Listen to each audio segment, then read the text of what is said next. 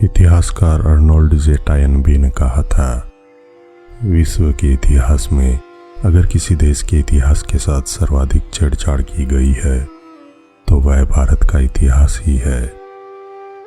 भारतीय इतिहास का प्रारंभ सिंधु घाटी की सभ्यता से होता है। इसे हड़प्पाकालीन सभ्यता या सारस्वत सभ्यता भी कहा जाता है। बताया जाता है कि वर्तमान सिंधु नदी के तटों पर 3500 ईसा पूर्व में एक विशाल नगरीय सभ्यता विद्यमान थी। मोहनजोदाड़ो, हड़प्पा, कालीबंगा, लोथल आदि सभ्यता के नगर थे। पहले इस सभ्यता का विस्तार सिंध, पंजाब, राजस्थान और गुजरात आदि बताया जाता था, किंतु अब इसका विस्तार समूचे भारत, तमिलनाडु से वैशाली, बिहार तक, पूरा पाकिस्तान व अफगानिस्तान तथा ईरान का हिस्सा तक पाया जाता है। अब इसका समय 7000 ईसा पूर्व से भी अधिक प्राचीन पाया गया है। इस प्राचीन सभ्यता की सीलों, टेबलेट्स और बर्तनों पर जो लिखावट पाई जाती है उसे सिंधु घाटी की लिपि कहा जाता है। इतिहासकारों का दावा है कि यह लिपि अभी तक अज्ञात है और पढ़ी नहीं जा सकी, जबकि सिंधु घाटी लिपि के समकक्ष और तथाकथित प्राचीन सभी लिपियां जैसे इजिप्ट, चीनी, फोनेशियाई, आर्मेनिक, सुमेरियाई, मेसोपोटामियाई आदि सब पढ़ ली गई है। यहाँ तक कि माया सभ्यता की लिपि को भी पढ़ा जा सका है। आजकल कंप्यूटरों की सहायता से अक्षरों की आवर्ती का विश्लेषण कर मार्कोव विधि से प्राचीन भाषा को पढ़ना सरल हो गया है। लेकिन सिंधु घाटी की लिपि को जानबूझकर नहीं पढ़ा गया और न ही इसको पढ़ने के सार्थक प्रयास किए गए। भारतीय इतिहास अनुसंधान परिषद ने भी सिंधु घाटी लिपि को पढ़ने में कोई विशेष योजना नहीं चलाई। आखिर ऐसा क्या था सिंधु घाटी लिपि में? अंग्रेज और वामपंथी इतिहासकार क्यों नहीं चाहते थे कि सिंधु घाटी की लिपि को पढ़ा जाए?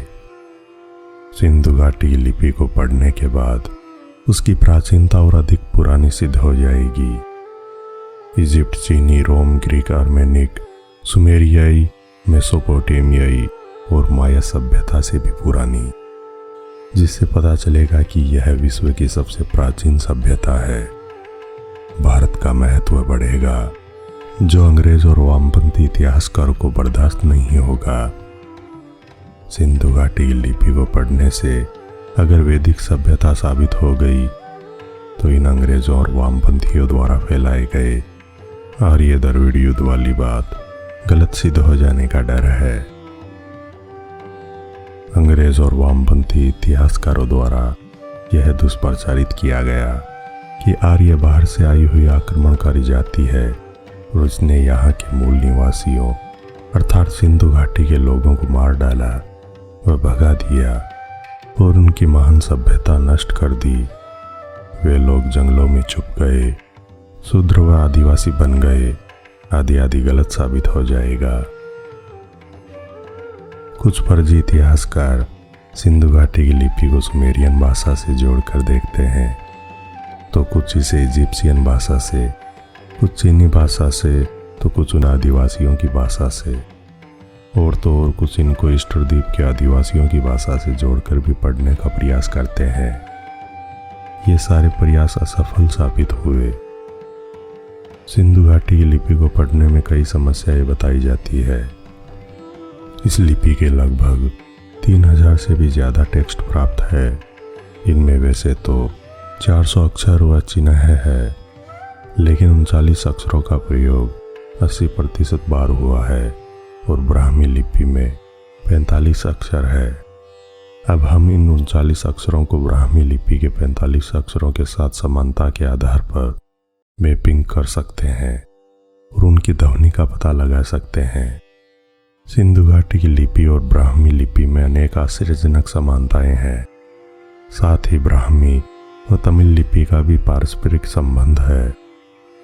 इस आधार पर सिंधु घाटी की लिपि को पढ़ने का सार्थक प्रयास सुभाष काक और इरावाथम महादेवन ने किया था। सिंधु घाटी की लिपि के लगभग 400 अक्षर के बारे में यह माना जाता है कि इनमें कुछ वर्णमाला, कुछ यौगिक अक्षर और शेष चित्र लिपि है, अर्थात यह भाषा अक्षर और चित्र लिपि का संकलन समूह है। विश्व की प्राचीनतम सभ्यताओं में कोई भी भाषा इतनी सशक्त और समृद्ध नहीं है जितनी सिंधु घाटी की भाषा। निष्कर्ष यह है कि सिंधु घाटी की लिपि ब्राह्मी लिपि की पूर्वज लिपि है। सिंधु घाटी की लिपि को ब्राह्मी के आधार पर पढ़ा जा सकता है। उस काल में संस्कृत भाषा थी जिसे सिंधु घाटी की लिपि में लिखा जाता था। सिंधु घाटी के लोग वैदिक धर्म और संस्कृति मानते थे।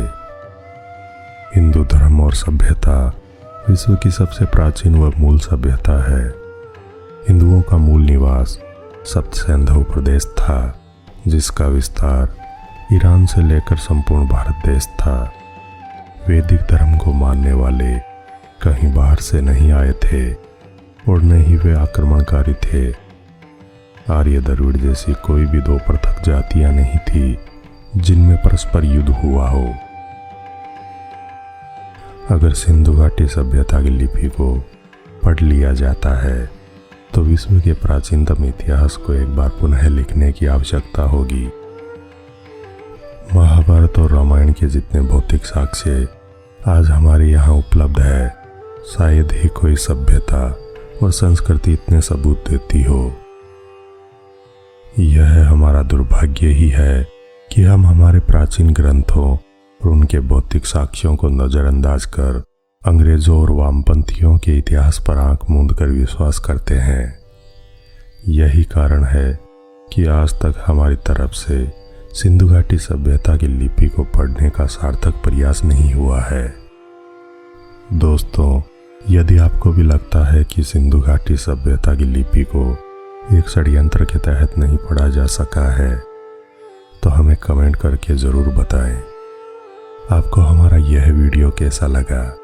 कृपया लाइक एवं सब्सक्राइब करना न भूलें।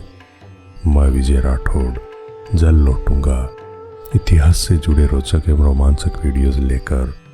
जुड़े रहें हमारे चैनल स्ट्रेंज फैक्ट्स इंडिया के साथ। धन्यवाद।